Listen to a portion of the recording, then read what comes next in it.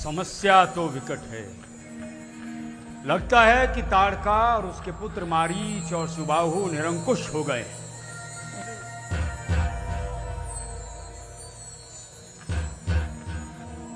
देखो, उनका सामना करना होगा। ब्रह्म ऋषि, मैं ऋषि अगस्त्य ने तो सुंद का वध कर दिया था, ताड़का मारीच सुबाहु को भगा दिया था।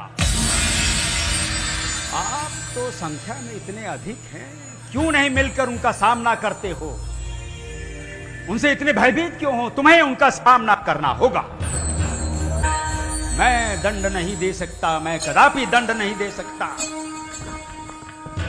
मैंने शस्त्र उठाने का पूर्ण परित्याग कर दिया है। सुनो,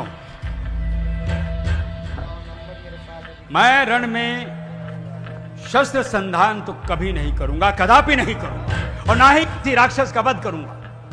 किंतु हां, तुम सबको शस्त्र ज्ञान देने का प्रयास मैं अवश्य करूंगा। आपको सबल बनाने का प्रयास अत्यंत ही आवश्यक है। ये राक्षस जब तक आपको निर्बल पाएंगे, आप पर अत्याचार करते रहेंगे और निरंतर करते रहेंगे। जाओ, आप अपने अपने आश्रम में जाओ। अभी शीघ्र ही कुछ करना होगा, विलंब नहीं करना चाहिए। हाँ,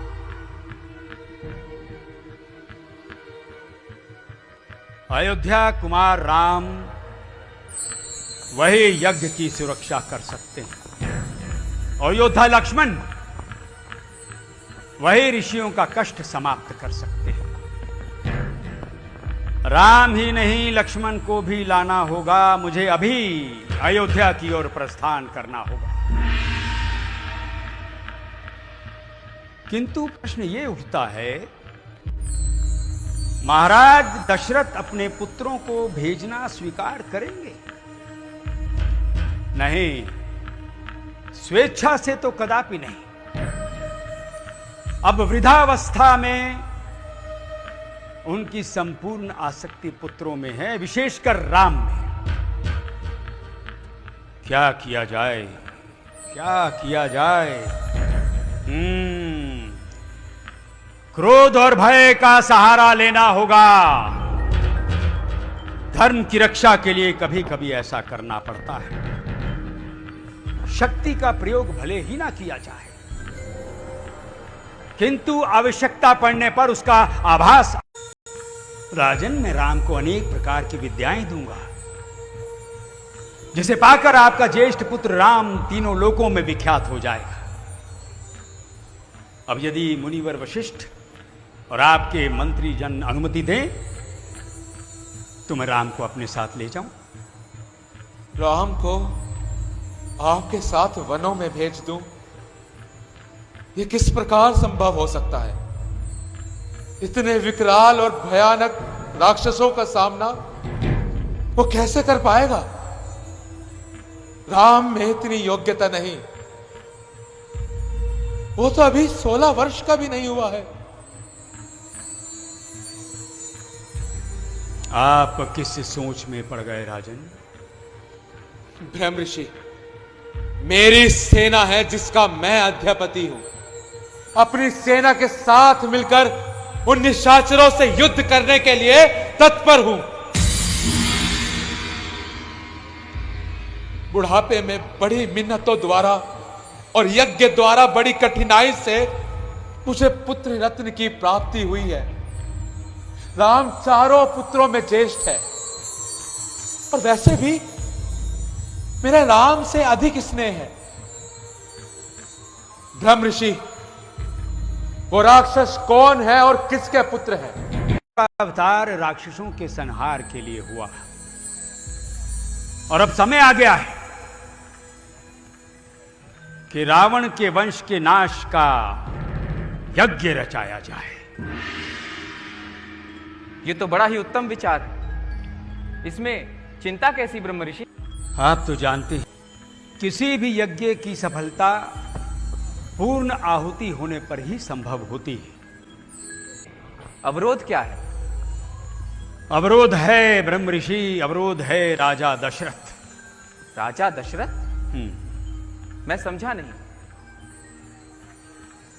ब्रह्म ऋषि, इस यज्ञ की पूर्ण आहुति राम और लक्ष्मण के हाथों ही अनिवार्य है। भृगु संहिता के अनुसार राम के हाथों रावण का मृत्यु तय है, परंतु लक्ष्मण क्यों? हां ब्रह्म ऋषि,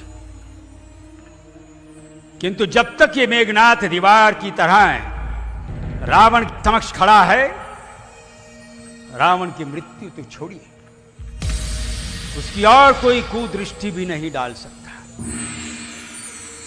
इसलिए राम से पहले मेघनाथ के लिए लक्ष्मण द्वारा आहुति अनिवार्य है। ज्ञान सुपात्र को ही देना चाहिए।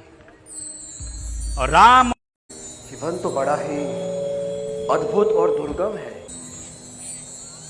यहाँ तो कई सारे भयानक पशु पक्षी हैं। हाँ राम, सत्य कहा, किंतु 1000 हाथियों का बल रखने वाली बुद्धिमान सुंदर दैत्य की पत्नी, जिसके 2 पुत्र मारीच और सुबाहु यहां विचरण करते हैं, वही ताड़का यहां निवास करती है। और इन्हीं का वध करने के लिए मैं तुम्हें तुम्हारे पिता से मांग कर लाया हूं। तुम इसे निष्कंटक बना दो। सुकेतु यक्ष जो पराक्रमी सदाचारी, उनकी तपस्या से प्रसन्न होकर ब्रह्मा जी ने उन्हें कन्या रूपी रत्न प्रदान किया, जिसका नाम ताड़का रखा। किंतु सुकेतु की पुत्री ताड़का ने राक्षस धर्म को स्वीकार किया, जिसका विवाह जन्म के पुत्र सुंद से हुआ। उनके पुत्र मारीच और सुबाहु ऋषि मुनियों पर अत्याचार करते रहते हैं, उन्हें तंग करते रहते हैं। और एक दिन युद्ध में अगस्त्य ऋषि के साथ ताड़का और सुंद की भिड़। बहुत ही रोचक वृतांत है ताड़का। सुंद का वध करने के पश्चात अगस्त्य ऋषि ने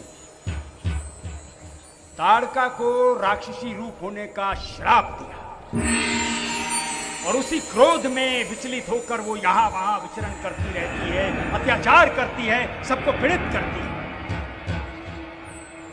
सावधान राम, सावधान लक्ष्मण, ये उसी का क्षेत्र है।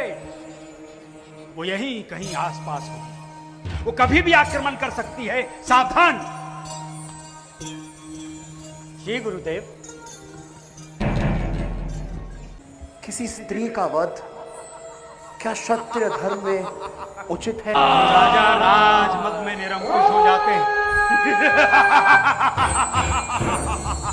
राम, वो देखो, वो है ताड़का। आगे बढ़ो, उसका वध करो, विलंब ना करो, उसका वध करो।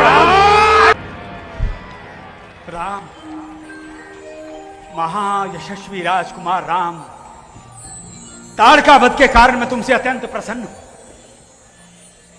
मैं तुम्हें कुछ ऐसे शस्त्र प्रदान करूंगा जिससे देवता, असुर, गंधर्व सभी को बलपूर्वक आजीत कर लोगे।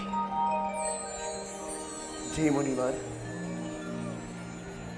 वो सब भी आपके आशीर्वाद से ही संभव होगा।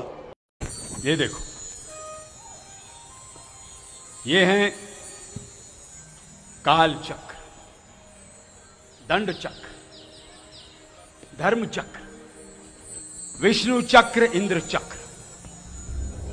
ये है व्रजास्त्र, ब्रह्मास्त्र, सितेशु अग्नेयास्त्र, तेज प्रभ, समव्रत, मोदी की, और हां कई और दिव्यास्त्र जो मात्र मंत्रों के मानसिक उच्चारण से ही परिचालित होते हैं।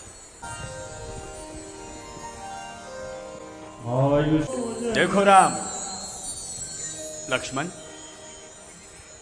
पृथ्वी का कोई भी देव, मानव, यक्ष, गंधर्व और बलशाली, मायावी, छल कपटी राक्षस इन अस्त्रों शस्त्रों के होते हुए तुम्हारे सामने जीवित नहीं रहेगा। अब तुम दोनों सावधान हो जाओ। यज्ञ की धूम्र देखते ही वो राक्षस आक्रमण कर सकते हैं। तुम्हें सावधान रहकर यज्ञ की रक्षा करनी है। मैं यज्ञ प्रारंभ करता हूं। जो आज्ञा ऋषिवर। विजयी भव। मिथिला की ओर प्रस्थान करते हैं। आओ। जी गुरुदेव। मुनिवर से चर्चा सुन। रघुवंश शिरोमणि राम अनुपम धनुष यज्ञ देखने चले जनकपुर धाम।